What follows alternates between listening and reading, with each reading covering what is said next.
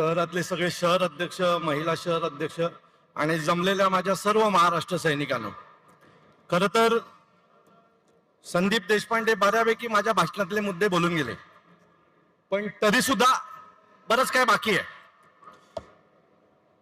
2-2.5 महिन्यापासून सन्माननीय राजसाहेबांच्या आदेशाने मुंबई, ठाणे, कल्याण, डोंबिवली या भागात आम्ही BLA नेमणुकांच्या तयारीला लागलो आणि आज जवळजवळ मुंबईमध्ये 10 ते 12 हजार BLA, ठाण्यामध्ये 4-4.5 हजार BLA आपली नेमणूक झालेली आहे आणि जवळजवळ 15 ते 20 हजार BLAंची फौज आता महाराष्ट्र नवनिर्माण सेनेमध्ये तयार आहे. BLAचं महत्व काय असतं ते तुम्हाला सांगतो. विधानसभेला आम्ही BLAंवर काम करत होतो, म्हणजे प्रत्येक मतदार यादीमध्ये आमचा प्रत्येक माणूस एक माणूस नेमला होता आणि त्याच्या हाताखाली 4 लोकांची टीम घरोघरी जायची. आणि त्या दरम्यान ठाण्यातील गावदेवी मैदान म्हणून एक एरिया आहे, तिथे आमचा शाखाध्यक्ष आहे रोशन वाडकर, त्याची बायको आहे, काय नाव तिचं ते, दर्शना वाडकर. ती एका मतदार यादीवर काम करत होती आणि ती यादीवर काम करता करता एका घरी गेली आणि त्या घरी गेल्याच्या नंतर त्या घरातल्या लोकांनी थोडंसं तिच्याशी उद्धट वागण्याचा प्रयत्न केला आणि तिला सांगायला सांगितलं, आम्ही तुमच्या शाखेत 2 वेळा आलो, तुमच्याकडनं आमचं काम झालं नाही, आता काय मतं मागायला येतं, अशा अनेक गोष्टी ते बोलायला लागली. दर्शनाला ते थोडंसं वाईट वाटलं. दर्शना खाली आली आणि मला सांगितलं, मला फोन केला, दादा असं असं झालंय. मी म्हटलं, दर्शना तू जिथे आहेस तिथे थांब. मी आलो, 15 मिनिटात पोचलो. मी 15 मिनिटात तिथे गेलो. दर्शनाने बेल वाजवला. मला त्यांनी बघितल्याच्या नंतर थोडेसे घाबरले. मी त्यांना म्हटलं, ताई मी येऊ का 2 मिनिटं आतमध्ये, मला बोलायचंय तुमच्याशी.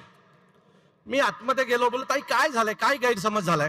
तर ते म्हणाले की माझ्या मिस्टरांना कॅन्सर आहे आणि मी 2 वेळा तुमच्या शाखेत गेलो, तुमची भेट झाली नाही, परंतु तुमच्या इथे जो मुलगा होता शाखेतला त्यांना मी 2 वेळा सांगितलं मला दादाला फोन लावून द्या, त्यांनी फोन लावून दिला नाही आणि म्हणून आम्ही नाराज आहोत. मग मी थोडा वेळ त्यांच्याबरोबर बसलो, गप्पा मारल्या आणि त्यानंतर मग ते थोडेसे माझी बोलायला लागले आणि नंतर मी म्हटलं, ताई ठीक आहे, त्यावेळेला राहून गेलं, आता काय अडचण आहे? तर ते म्हणाले, आता 2 दिवसांनी माझ्या मिस्टरांचा केमो आहे. तर मी म्हटलं किती सांगितले? त्यांनी सांगितले एवढे एवढे पैसे दिलेत. मी लगेच ज्युपिटर हॉस्पिटलला फोन केला. उमेश नावाचा तिथला ऍडमिन हेड आहे, त्याला म्हटलं, उमेश असं असं आहे, काय करता येईल? तो बोला, दादा याच्या पुढचे त्यांचे सगळे केमो आपण 50% पैसे माफ करूया. मी तुम्हाला सांगतो की ज्या दिवशी त्यांचा केमो झाला ते पुन्हा शाखेत आले, अर्धा तास बसले, मला भेटले आणि धन्यवाद बोलून गेले. हे जे काम आहे ना, हे जे काम जे पक्षापासून किंवा आपल्या पदाधिकाऱ्यांपासून नाराज झालेली लोक छोट्या छोट्या कारणात त्यांच्यापर्यंत पोहोचण्याचं सरळ काम हे BLAच्या माध्यमातून होऊ शकतो. मी तुम्हाला खात्रीने सांगतो की त्या निवडणुकीला देखील त्या लोकांनी मला मतदान केलं होतं आणि येणाऱ्या पुढच्या सर्व निवडणुकीला तो कुटुंब महाराष्ट्र नवनिर्माण सेनेच्या सोबत राहील. ही ताकद BLAची आहे. त्यामुळे BLA अतिशय सक्षम, मजबूत असणं खूप गरजेचं आहे. या काही मागच्या निवडणुका झाल्या विधानसभेच्या, राजसाहेब बोलतात खरं आहे, कारण 2020 ते 2024 आपण लोकांनी जे काही काम केलं होतं ना, कोविडच्या काळात केलेलं काम आणि सगळ्या गोष्टी, या सगळ्या कामानंतर आपल्याला पडलेली मतं ही काय लोकांनी दिलेली मतं नाही आहेत. ही मतदार यादी आणि EVMच्या घोटाळ्यातनं झालेली मतदान आहे. त्याच्यामुळे यावेळेला तर मी माझ्या ठाण्यातल्या सगळ्या BLAंना सांगितलेलं आहे की या वेळेला मतदान केंद्रात आम्ही पूर्ण तयारीने उतरणार आहोत. आम्ही 1000 मतदारांची यादी आहे, 800 ते 1000.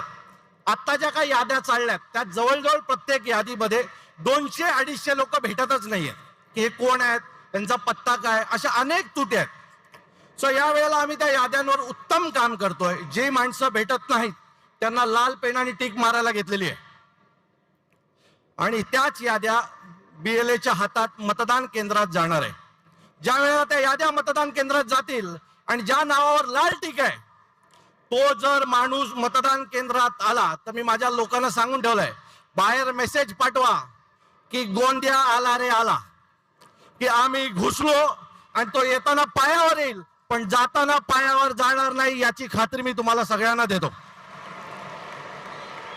आणखी एक सगळ्यांना सांगतो, मुंबईचे BLA असो, ठाण्याचे BLA असो, सगळ्या BLAंना सांगतो, जो सगळ्यात जास्त बोगस मतदान पकडून देईल ना त्याचा नागरिक सत्कार आम्ही ठाण्यामध्ये करणार. चला बघू या वेळेला कसं बोगस मतदान होतं. मी तुम्हाला सगळ्यांना विनंती सांगतो, तुम्ही सन्माननीय राज साहेबांच्या आता डोळ्यात, कान आहात, नाक आहात, त्यामुळे यादीवर काम करताना नीट काम करा. बोगस मतदार या वेळेला पकडायचेच आहेत, या दृष्टीने तुम्ही सगळे काम कराल अशी अपेक्षा करतो आणि तुर्तास थांबतो. जय हिंद, जय महाराष्ट्र.